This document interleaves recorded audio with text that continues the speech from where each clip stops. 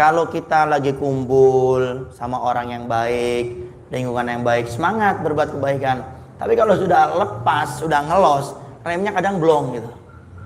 Remnya kadang nggak ada.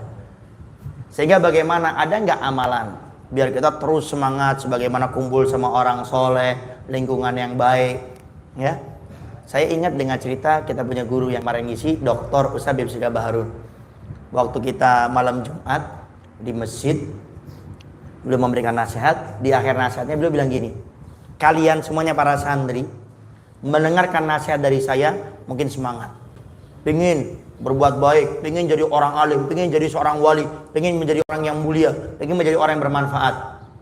Tapi ingat, kata beliau, di tiang-tiang masjid di luar sana, seton-seton itu sudah menunggu. Sama, di tempat ini pun sama. Kita keluar, itu seton-seton sudah nunggu itu. Baik. Ya, yang penting kitanya nggak lihat setannya, Pak Haji. Kalau nggak setannya bubar. Ya. Maka seton-seton itu sudah nunggu. Kenapa? Karena seton itu paling benci, sebenci-bencinya manusia, yang mana orang itu belajar ilmu agama seperti ini. Paling bencinya seton. Jadi kalau kita pengen membuat seton marah, hadir acara ngopi, hadir majelis taklim. Paling bencinya seton. Orang ibadah itu seton benci, tapi ibadahnya nggak pakai ilmu. Seton bisa ganggu sholat yang tadinya khusyuk, karena nggak punya ilmu khusyuk, akhirnya diingetin masalah utang, ingat utang. Diingetin masalah kunci motor, tadi lupa naruh di mana, ingatnya waktu sholat. Itu gampang. Tapi kalau sudah orang yang paham masalah ilmu agama, itu setan paling berat. Apalagi sudah tahu istilah taubat, itu paling berat. Bayangkan, setan dari pertama kali kita lahir sampai kita mau meninggal dunia, itu setan berusaha terus, nggak ada tidurnya, nggak ada putus asanya. Sampai diceritakan kalau kita mau meninggal dunia, yang ganggu kita ini jenderal-jenderalnya setan. Bukan korin-korin yang kecil-kecil, setan yang kecil-kecil, bukan. Jenderal-jenderalnya setan. Kenapa? Karena itu akhir antara orang ini masuk surga atau jadi temannya setan di neraka. Nah, sehingga di saat kita sudah mendapati hal-hal yang seperti itu, bagaimana?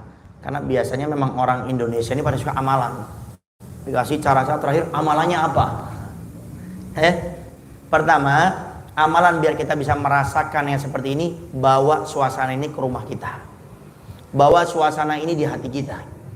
Sehingga walaupun kita sudah lepas dari orang-orang yang baik, lingkungan yang baik, hati kita sudah menjadi lingkungan yang baik. Bagaimana cara menjadikan lingkungan ini jadi baik? Jangan pernah putus koneksi kita sama Allah. Jangan pernah putus. Yang menjadikan kita baik saat ini apa? Allah. Maka keluar dari tempat ini, bagaimana saya koneksinya sama Allah? Bagaimana caranya? Dzikir. Setiap hari jangan lepas menyebut nama Allah. Sampai Al-Faqih pernah mendengar amalan dari ulama, kalau kita mendapati hati kita ini sudah susah diajak kebaikan, tapi begitu dahsyat narik pada kejelekan, sudah nggak kuat ini kita, maka lihatlah ke langit, bukan Allah dari langit ya, lihatlah ke arah langit, sebutkan nama Allah sampai nafas kita habis. Allah sampai habis. Selesai, kata para ulama, maka setelah menyebut nama Allah sampai selesai, Allah akan kirimkan api yang akan membakar di hati kita seruan daripada iblis tersebut. Jadi terus bawa nama Allah di hati kita, buat lingkungan kita, hati kita menjadi lingkungan yang penuh dengan koneksi yang kuat kepada Allah. Karena kalau sudah koneksinya kita kuat sama Allah, gangguan setan mah lewat. Gangguan manusia yang kayak setan juga lewat sudah. Karena setan itu ada dua, kata Nabi, setan wujud asli sama setan wujud manusia. Mukanya mungkin separuh manusia, separuh setan. Enggak, murni dia manusia. Cuma suka ngajak kita kepada kejelekan, ngajak kita meninggalkan yang baik. Itu namanya setan berbentuk manusia. Tapi jangan dipanggil namanya. Beb, saya punya teman suka ngajak saya kepada kejelekan. Kemarin saya panggil, hei setan, mau kemana? Jangan. Loh, kenapa dipanggil setan? Kenapa kamu panggil nama saya setan? Kemarin kata Habib Novel, kalau ada manusia ngajak kejelekan itu namanya setan. Karena kamu suka ngajak saya kejelekan. Nah, tidak usah disebutkan nama. Jadi tetap kita harus membuat lingkungan itu di hati kita dengan selalu menyebutkan nama Allah. Nah, kemudian ada satu dzikir, kayaknya kemarin sudah kita sebutkan.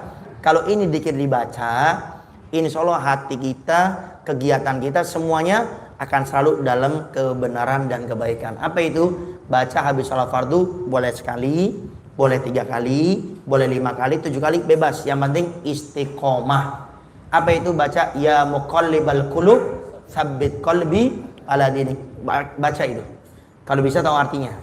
Ya muqallibal qulub, wahai zat yang membolak-balikan hati manusia. Tsabbit qalbi, tetapkan, kuatkan, kokohkan qalbi, hatiku, ala dinik, dalam agamamu. Tolong ini dibaca minimal sekali aja. Beb, saya buru-buru, baca sekali. Istiqomah. Itu lebih afdal daripada kita baca 11 kali tapi tidak istiqomah. Baca terus ya muqallibal qulub tsabbit qalbi ala dinik, wahai zat yang membolak-balikan hati manusia, tetapkan hatiku dalam agamamu. Wallahu a'lam.